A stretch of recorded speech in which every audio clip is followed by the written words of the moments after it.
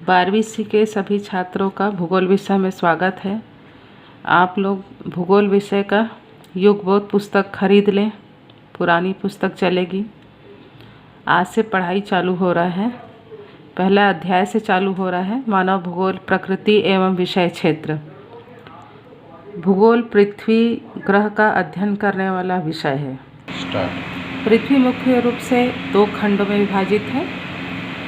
पहला है स्थल खंड, जिसका प्रतिशत है 29। दूसरा है जल मंडल, जिसका प्रतिशत 71 है। इन दोनों मंडलों को संयुक्त रूप से हम भूगोल में अध्ययन हेतु चुनते हैं। पृथ्वी के 2 प्रमुख घटक हैं। पहला है भौतिक पर्यावरण और जीवन के रूप, जिसमें मनुष्य भी सम्मिलित है। हमें यह भली भांति मालूम है कि भूगोल विषय का संबंध पृथ्वी से है। पृथ्वी को मानव के घर के रूप में समझना और उन सभी तत्वों का अध्ययन करना ही मानव को पोषित किया है। मानव भूगोल का अध्ययन करने से पहले उसे कुछ परिभाषाओं को जान लेना जरूरी है। जैसे कि यह बोर्ड परीक्षाओं में नाम के साथ पूछा जाता है। 1-2 एग्जाम्पल बता रही हूँ। जैसे कि रेडजेल ने कहा, मानव स्वतंत्र वातावरण में संबंधित होता है, जो स्वयं भौतिक दशाओं का एक योग है। तो इस लाइन को आपको जैसा लिखा गया है उनके द्वारा वैसा ही याद करके लिखना पड़ेगा। अब इसको समझाने की भी बात हो सकती है। मानव सर्वत्र वातावरण में संबंधित होता है। इसका तात्पर्य यह है कि मनुष्य जो है वह पृथ्वी में जल से भी, थल से भी, इसके वातावरण से, पेड़ पौधों से, जीव जंतु से, सबसे संबंधित होता है। इनसे अलग होकर वह सामाजिक प्राणी नहीं कहलाता और इनके साथ होकर ही वो सारे कार्य करता है, जो स्वयं भौतिक दशाओं का एक योग है। और इन सभी चीज़ों को अगर हम जोड़ दें तो वह कहलाएगा भौतिक दशाओं का योग।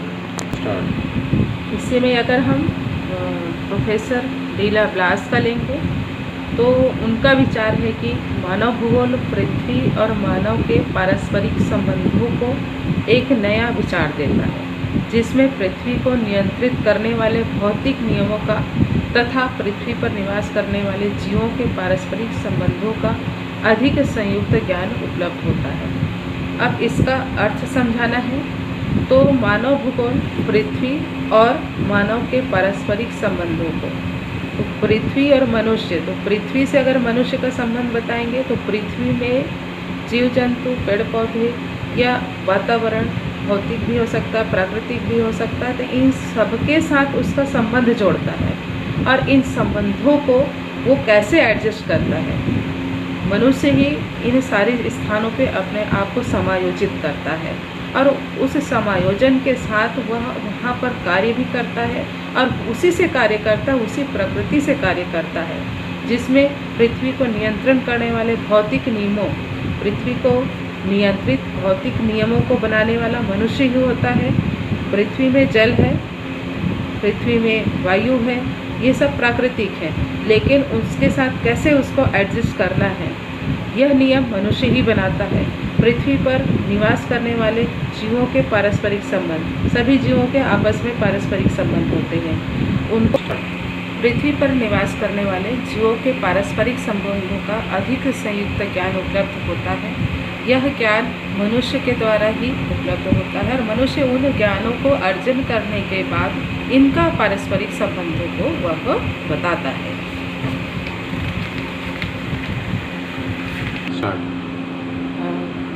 भूगोल से संबंधित कुछ बातों पे चर्चा करें तो प्रकृति का मानवीकरण। प्रारंभिक समय से प्रकृति से मनुष्य जुड़ा हुआ है, लेकिन वर्तमान का जो मनुष्य है, जो बदलाव उसमें दिखता है वो प्रारंभ में नहीं था। प्रकृति के साथ मनुष्य में बदलाव आया, उसको हम कहेंगे मानवीकरण। समय के साथ साथ मानव ने अपने बुद्धि, कौशल, ज्ञान और जिज्ञासाओं के चलते प्रौद्योगिकी की सहायता से घर्षण ऊष्मा की खोज किया। घर्षण से संबंध आप लोग जानते हैं कि ऊष्मा का खोज कैसे हुआ।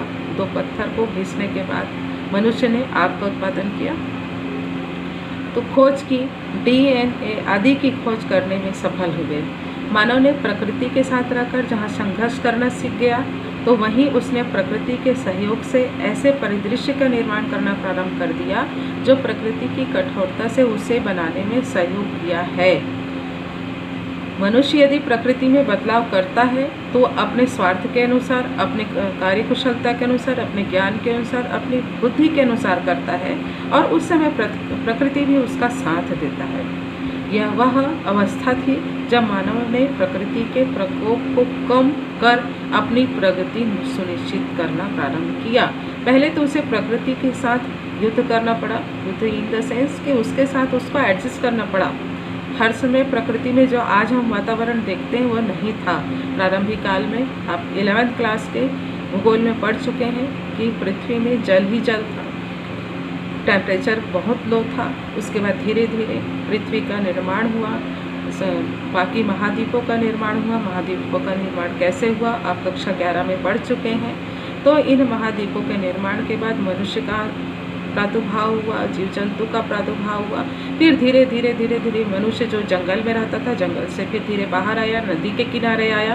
नदी के किनारे आके वो भोजन की खोज किया। भोजन की खोज करने के बाद वो आग की खोज किया। पहले कच्चे जीव जंतुओं को पकड़कर खा जाता था, मार कर खा जाते थे, उसको पकाना नहीं सीखे, नहीं जानते थे। लेकिन जब आग की खोज किया तो उसको पकाना जाने, उसको खाना जाने। इस प्रकार धीरे धीरे जब वो नदी किनारे आया तो नदी के किनारे में का मिट्टी, उपजाऊ मिट्टी रहता, उसमें वो अनाज उत्पादन करना सीखा। तो इसको हम कहेंगे प्रकृति के साथ प्रकोपों को झेलते हुए अपना आगे बढ़ना, अपने आप को समाज में लाना, सामाजिक होना। अब नदी के बाढ़ से, तेज बर्फीले आंधियों से, सूर्य की प्रचंड गर्मी से बचने का रास्ता भी मानव ने निकाला। मानव ने प्रौद्योगिकी की सहायता की, प्रकृति पर विजय प्राप्त करने का प्रयास किया। तो यह होता है प्रकृति का मानवीकरण। यह परिभाषा के रूप में आ सकता है एग्जाम में, या फिर स्पष्टीकरण के रूप में आ सकता है। आज के लिए इतना है, कल मैं इससे आगे का चैप्टर पढ़ाऊँगी।